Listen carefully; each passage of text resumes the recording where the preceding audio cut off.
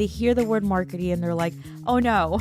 It's not always about doing more. It's about doing fewer things with more focus, attention, intentionality, and staying consistent with them. Welcome back to 9 to 5 Mom with the Pod. I am your host, Fran, and today's guest, Kristi Mitchell. She is a marketing strategist. She specializes in working with established service-based business owners who have relied on referrals and word of mouth to get where they are today. So social media and email marketing are a really great way to keep in touch with your audience over time. I really like to bring everything back to the marketing funnel framework to really organize and prioritize your marketing efforts.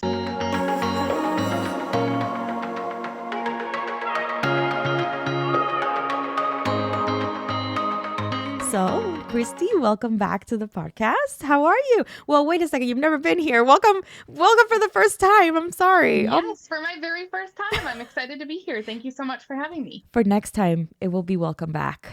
I promise. Yeah. I don't know why I said welcome back. We already know there's going to be a part 2. I know it's already in my head. I'm already working on it. So, Kristi and I were talking right before we started recording, how I had a client, and this is where she comes in because she's, an expert in this particular field. And we were talking about how marketing sometimes seems like a very difficult type of funnel where everyone is like, they hear the word marketing and they're like, oh no, what is happening? So we're here to give you some ease and to give you a little bit of what, her background and what she brings to the table with this particular topic today. But I do want to talk about specifically later on, we'll get into email marketing, hopefully. Kristi, can you tell me a little bit more about how you got to this, to be in marketing? Yes. So it's kind of one of those winding roads. I didn't really know what I wanted to do for a career. So I majored in psychology for my undergrad, got out of school, really was not sure what I wanted to do. I almost went for my master's in social work, but I went to like one day of class and then I was like, I'm not really sure I want to do this. I don't think I should go get more student loan debt if I'm not totally sure on my path here. So I kind of found my way, moved to South Carolina actually, and then moved back to Rochester, New York. This is home for me. And just took some jobs here and there to try and like figure out what I wanted. So I found myself in higher education. I worked there for 8 years. I did program management and marketing, and I had the opportunity to earn my MBA while I worked there. So that was kind of my entry point. Well, I was really self-taught in marketing in that role. I kind of just had to go out and learn everything on my own. And so my background's rooted in inbound marketing, content marketing, creating super helpful, relevant content that attracts your ideal clients to you. And so I was really self-taught until I did the MBA, finally had some formal marketing courses. So again, I was there for 8 years. Then I moved on to a corporate role, decided corporate life was not for me, especially with a young kid at home. And so I left and started my own thing full time. And so I've been doing this for over 6 years now, running my own marketing consulting business. And even that has changed a lot in the time I've been doing it. So when I first started, I was basically like a marketing agency of team of one, trying to do all of the things for my clients. I got a year of that under my belt, and then the pandemic hit. And about 6 months after the world shut down, all my clients decided they could not renew with me because the future was too uncertain. They couldn't invest in marketing.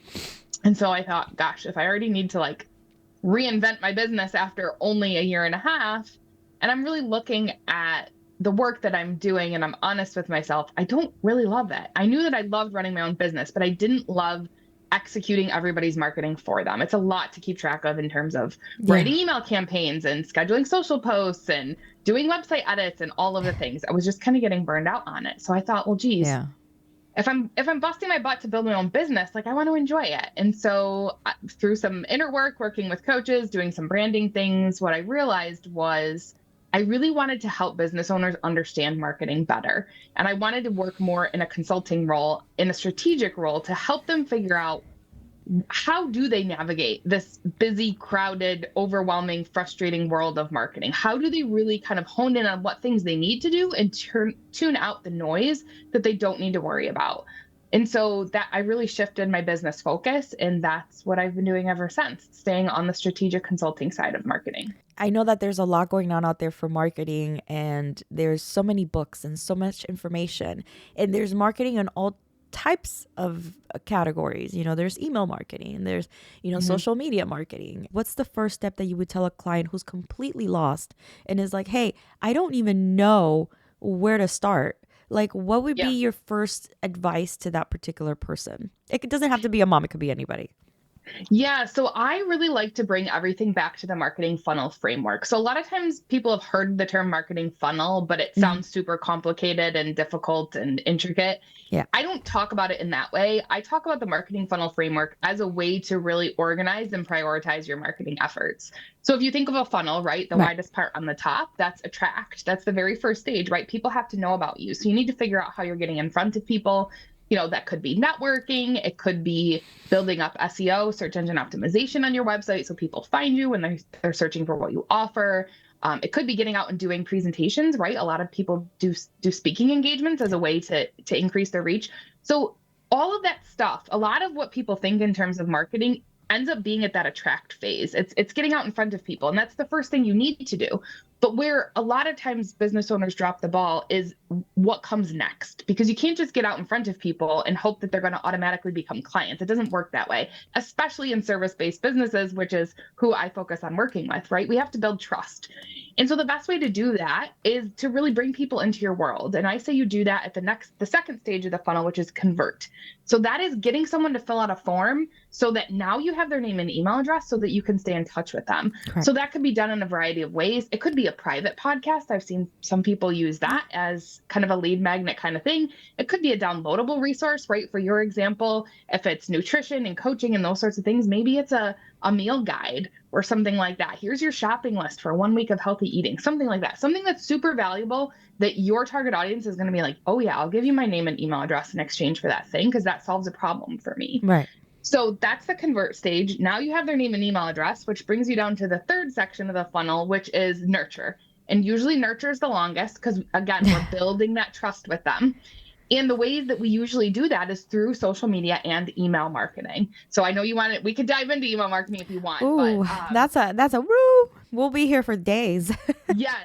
So social media and email marketing are a really great way to keep in touch with your audience over time, right? And it's all about the consistency. You have to keep at it so that they remember who you are and they value the resources that you're sharing with them. So that nurture stage is kind of the longest part of the funnel. And then that gets you to the bottom of the funnel, which is close, which is making the sale when the timing is right. And the only way that you can really have the chance to close those deals is if you have things going at all those other stages of the funnel that I mentioned, because you can't expect to just reach somebody one time and then they're going to become a client. It doesn't usually work that way. So Yes. that's where I like to bring in that framework as a way to really think strategically about your marketing. Whoever's listening out there, I don't want you to freak out and be like, okay, that's a lot, because yeah, we talked about the funnel, the attract, convert, nurture, and close. And I know that it sounds like a lot, and it probably is, but in the sense of that, take it one bite at a time. Yes. In starting that. So to start, let's say if you've never done this before, you're lost, you want to start attracting, like you said, putting yourself in front, how you're putting yourself in front of people, whether that's on social media, whether that's on LinkedIn, whether that's again speaking, are you networking, whatever it is that you're doing, try to, I feel like that should be your ultimate main focus, because putting yourself, people forget. So if you're not constantly in front of people's faces, people are going to just move on to the next thing. So I do agree with you on that. Do you have any clients that you work with that are particularly niche in, let's say, social media content creation space, or niched in, like business? Like, are those different types of strategies that you provide to each type of client, or is it all essentially not the same, but very similar ways of attracting? Like, is the funnel the same for business versus a creator? No, so that's what I always talk about. The way that I work with clients, I have set frameworks and processes that I take everybody through because they're tried and true. I know that they work. But the thing is, everybody's marketing plan looks different. So yes, we use the funnel to help you get focus and get clarity and prioritize. Right. But your funnel is going to look different than your client's funnel, right? So we all have to find what are those tactics that work for us and for our audience? So they have to be ways that you want to show up as a business owner Right. and that you're going to be able to connect with your ideal clients, right? So I've heard so many business owners pay for Facebook ads that did not pan out for them because Yeah. they're on the wrong platform. They should have been doing that stuff on LinkedIn because they're in the B2B space, right? So that's just one example, but it happens so often that we choose tactics because we think they're going to work or we think they'll be easy, but you have to make sure that you're going to meet your target client on that platform in that way. Right. That's great. Yeah. It's so amazing because I have a client that is in medical billing, but they want to get into the content creation space and want to do a podcast about it to bring some type of value.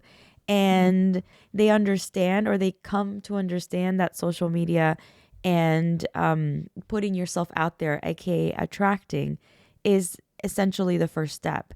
And they're Yes. having that's their only issue. They know how to do their job, they already have their business and their staff, Hmm. but it's just, okay, how do I get this for people to talk about it and a word of mouth in different locations? So yeah, so that's particularly one. I do want to talk about, what are some of the common challenges that you see people have with social media in their business? A common challenge I see with social media is trying to be in all of the places, right? There's always new social platforms popping up. And I think that people and business owners end up having this like FOMO or shiny object syndrome. And they're like, oh, okay, I need to go be on that platform now. The thing is every platform really has its own unique nuances that you need to be aware of in terms of creating content. So yeah, you could create content and just plaster it across all social channels. That's not going to get you good results because in order to get good results, you need to tailor how you're posting that content for each platform. Because again, there's just nuances with algorithms and all those things on all the different platforms. So I think trying to be in all of the places is the most common mistake that I see. A lot of the clients I work with come to me and they're like, well, I'm on Facebook, I'm on Instagram, and I'm on LinkedIn. And I like to dive into the data and see what's actually happening in all of those places that you're Right? showing up. And usually what we find is Facebook and Instagram aren't doing anything for them. And really, they're getting all of their traction on LinkedIn. And so we have that hard conversation. I give them permission to stop posting on Facebook and Instagram because it's really hard. They feel like, well, I'm there, I have to stay there. And you don't. You are the business owner. You get to make that decision. And so usually we wind up, they at least will agree to take a break from it, or just not prioritize it and really focus in on LinkedIn. Because I think when you can pare down it's not in marketing, it's not always about doing more. To your point, I don't want anyone listening to this conversation to feel overwhelmed with all the things I'm talking about. The point is, you need to pick what's right for you and your business. Correct. And a lot of times it's not about doing more things, it's about doing fewer things with more focused attention, intentionality, and staying consistent with them. That's true. Yes. And again, to the topic of social media, is there are a lot of social media apps out there that I think they're still creating more. Mhm. I don't know, but I'm part of this like chat group, and they keep talking about this new space, this new thing that's coming out, and I'm like, I don't know how many apps my phone can take. I feel like if I have a limit and I just can't do them all. But prioritizing what does work for you at the moment, I think it is a very incredible idea. There's something that came up here in one of my questions to you. It's so crazy because this is literally one of the questions that you're ready to answer. It says, "Do I really need a blog?" Yeah. I love it. I love it because I feel like you should answer that question, because Yes. I'm with it, and I'm probably going to agree with you 100%. Okay, so it's funny because I just had a client I worked with recently on this. She's like, "Oh, you keep talking about blog, you keep talking about blog, and like I just can't get there." Here's the thing about blogs. I love it.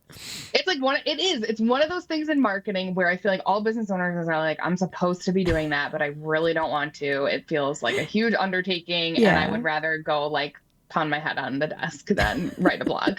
So I get it. I want to say that I get it. I understand. Blogging is not easy, it's not quick, it can take a lot of time. However, I want to say the reasons why so many marketers feel strongly about blogs are, there's a few. So first of all, having a blog on your website helps with SEO, search engine optimization. optimization, because if you are consistently posting a blog, and consistently can be different, that's a subjective term, right? It could be you're posting every week, it could be you're posting every month. Whatever consistency you can accomplish for your own business is Right. important. But if you are consistently posting new content to your website and it is optimized for keywords, which means they're embedded throughout, they're in the title, the meta description, all of these Mm-hmm. things. There is a lot that goes into SEO. I don't want to overwhelm you. But the thing about search engines are they crawl your website at a frequency related to how often you're posting content. So if your website is old and it's been up for a year and you've never touched it or changed any of the content, the search engines aren't going to crawl it as often to see what new content is there.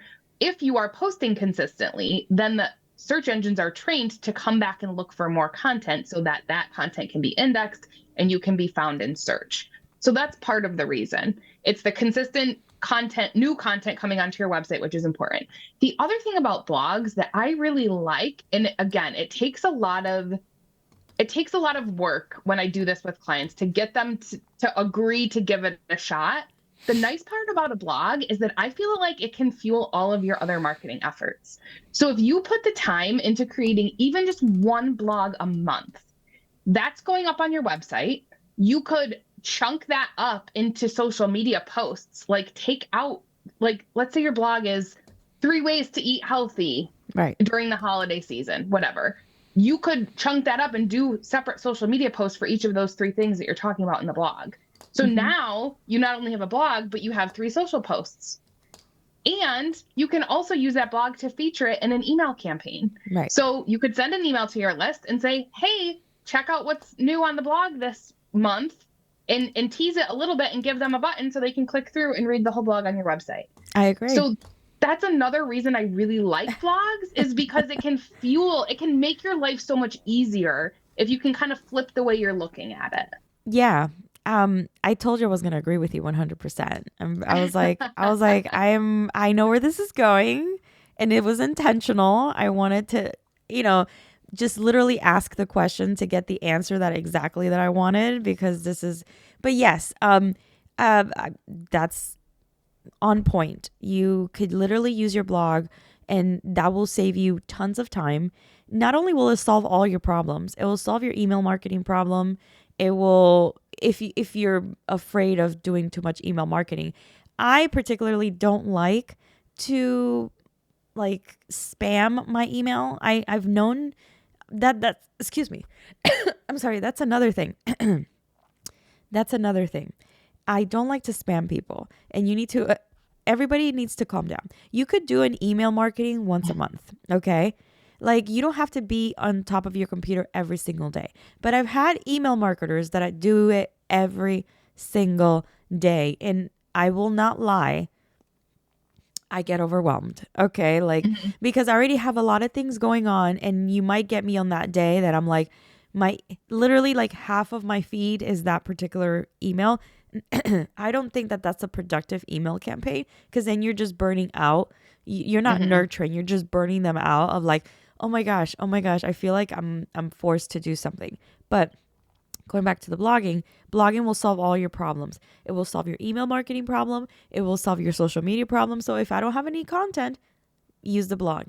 If you don't have anything to email your and nurture your clients, use your blog. So I feel like, and then as a final lockdown, like we talked about, now you have the internet saying, we have a problem here. If this website is dead, even though if it's alive, right? It's on, but it's there's no human in there.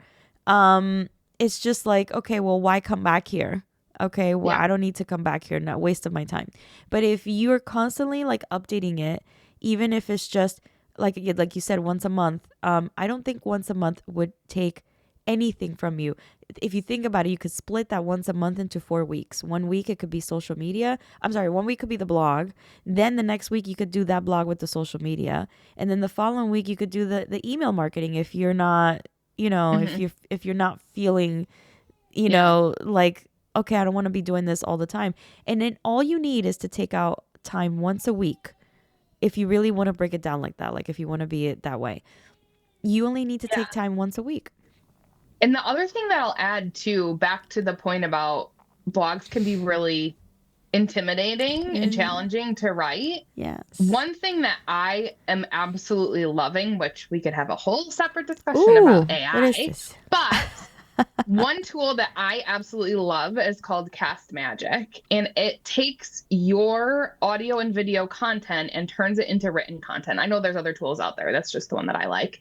Uh, and the nice part about it is I have no problem getting on camera and recording a quick video on something that Right. is top of mind for me in the world of marketing, right? Like a Right. trend that I'm seeing or a specific tip or trick that I want to educate people on. It's very easy for me to just hop on camera and talk about it. Right. Then I take that video file and I upload it to Cast Magic and I tell it to write me a blog. Right. And what I've done is I've given Cast Magic examples of my writing. So it takes my audio video content, it takes my written content, and it spits out new content for me. And I actually use it for email, social, and blogging. Okay. But I'm giving that as an example because it doesn't having a blog doesn't mean that you have to sit down and be challenged by writing it. Right. There are so many tools out there that you can use to make the process easier for yourself. I had this discussion with my husband in the beginning because I didn't want to do it. I was when I started, I was like, I don't want to be blogging. And then he's like, you have to blog. He's in IT, by the way. So for context, he takes all this stuff seriously. And I'm like, well, I don't want to do blogging because I feel like I don't have time for that right now. I don't, whatever. I have to sit down. I have to think about the topic. And he would tell me back then, he says, yeah, but Google is going to be scanning your website. And if there's nothing there, then it won't push it. So, and then I was like, oh, so that's another thing I have to worry about. It's like, so I have to worry about Google too, but it's true. Okay, so let's talk about, I love this. I want to get into it a little bit before we wrap up everything, a little bit about email marketing, just a snippet and tips about email marketing. I want to talk specifically about not just setting it up, because I feel like setting it up, there's so many things out there. There's MailChimp, there's Kit, there's all these things that exist out there. But in email marketing and in targeting, I know that I brought up the idea of spamming people every single day. Is it a good idea? And how often should one be nurturing their clients? Yes, I get asked this question so often. And my answer is it depends. So if you are a business owner who has not been consistent with email marketing, again, a lot of the clients who come to me admit that they haven't been consistent with it.